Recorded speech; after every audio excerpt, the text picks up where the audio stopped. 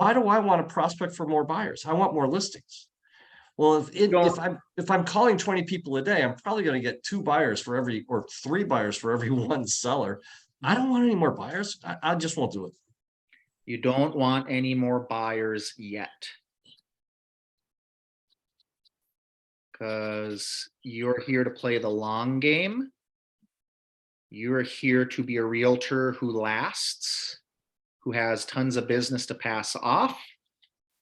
So you don't want more buyers yet, but you want to keep those relationships and the potential for referrals, including potential listings. We do not decline having those buyers come into our world. We have the systems to maintain follow-up with them and never let them go. And if we practice relational conversations with these leads and our sphere, we can more easily ask them if they know anyone in their world that's looking to list. If they have any inkling of a neighbor, a family member in the community, any friends who've considered listing, because holy cow, now that we have an established trusting relationship, which equates to me being able to have more of an influence on you, now hear me when I say if they were to list their house now, they could get buco bucks because of how many buyers are out there and how few listings there are. But we can only influence people on the foundation of a good relationship.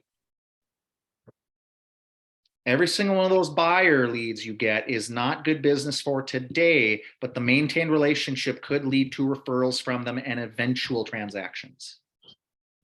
So we don't just cast those aside. We add them to our follow-up, and we, with the relationship game, can use them as a potential resource to find said listings, amongst other opportunities. Is that a fair point I'm getting to? And I think it's a good double whammy here because, well, why not get more buyers? There's a lot of your buyers who don't have anything to go look at. So what, do you have a bunch of showings to go do? Kind of helps fix itself when there's no listings. You don't have a lot of showings. So you got the extra time to maintain said buyer relationships for when the time is right. Because if they ever will need help with real estate one day, why should that be anyone else but you? Unless you're trying to get out of this business in the next 6 months, in which case you can hop off this call because I'm talking to you about playing the long game, the right game. You want low-hanging fruit left and right, you might want to just switch careers because that's not realistic for you. So how do we do this? How do we get more familiar? We just got to accept some truths, right? I talked to you all about mindset. People are starving for relationships. This is a relationship game, not a real estate game. It is a marathon, not a sprint. I have to get better at building stronger relationships. We cannot talk real estate the majority of the time. It's got to be relationships the majority of the time. Tammy, how was your day? My day was good. What's been good about your day? I've been helping one of my teammates solve a problem, and I feel rewarded when that happens. Do you mind me asking? I hope I'm not intrusive. If I ask what kind of problem was it, and how'd you solve it? We're trying to hunt down a check, and we finally figured out what the issue is, but we're still solving it, but at least we've identified where the problem started.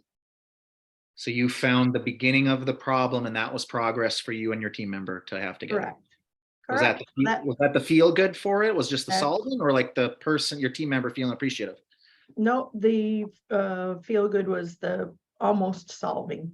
I have faith that we will solve now that we've identified where the client went wrong. And that's what's been good about the day. Well done. Sounds like you're good at what you do. I sure hope so. Especially since my boss is on this call. Gang, that was a simple demonstration of tell me more in 3 deep, right? You can do that with a total stranger. It starts with being interested and wanting to learn more. Everyone has an interesting story you can uncover. If you have no interest in being curious, you have a problem. Patsy, what's your cat's name, by the way? Because I use my listening ears for Ford, and I recognize that you must have a cat that you love. Yeah, I'm sorry. Yes, I do. Yeah. What's your cat's name? Flower. Flower. How old is Flower? Yes. She came with a name. Did you adopt Flower, or how did Flower already have I a name? adopted her from a rescue Have you done as that a before, or was baby. this the first And time you've done that? Oh, I'm sorry. We might be on a half-second delay there or something, Patsy. I will ask again, did you adopt Flower? Was that the first time adopting an animal from a shelter? Is that something you've done consistently?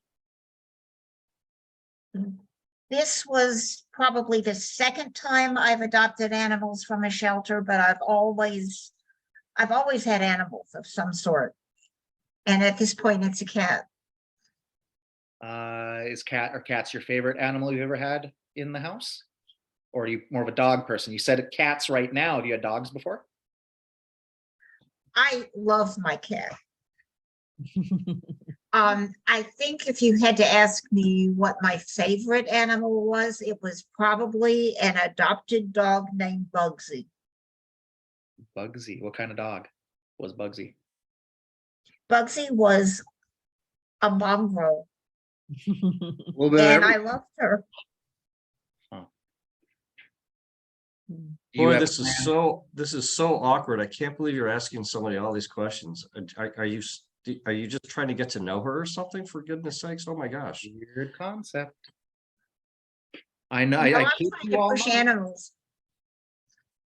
Patsy could be a lead, someone at an open house, a sphere. I don't care. We're practicing relationships with Patsy, and I'm learning about Patsy. And when I want to reach out to Patsy in the foreseeable future, do you think I have something I could have as a starter to talk to Patsy about? You can ask me how Flower is. I can ask you how Flower is doing. I can ask you if you have any designs to get more animals from the shelter. I can ask you more about some past animals. I can ask you what shelter you use. Do you know what's the right shelter out there, the bad shelter? Do you have any recommendations on that? That is a door of connection. If we slow ourselves down and find out what another person cares about, it's as simple as being curious and asking questions. And here's the beautiful thing also about human nature is we are starving for connection. If you slow yourself down and give them an opportunity, we all love having a chance to share what's going on with ourselves. We love talking about ourselves. It's not egotistical, it's the truth. We are one of our most favorite topics of conversation. So it's not that hard. Like, I love seeing Patsy's heart and giving her a chance to share a little bit. Doesn't that feel good for you, Patsy, to just be able to share some things you care about?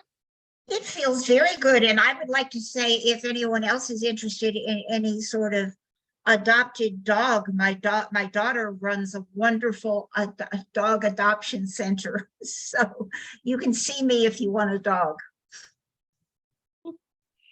Patsy, thank you. That's called a paid political announcement. Do they ship to Fargo, North Dakota?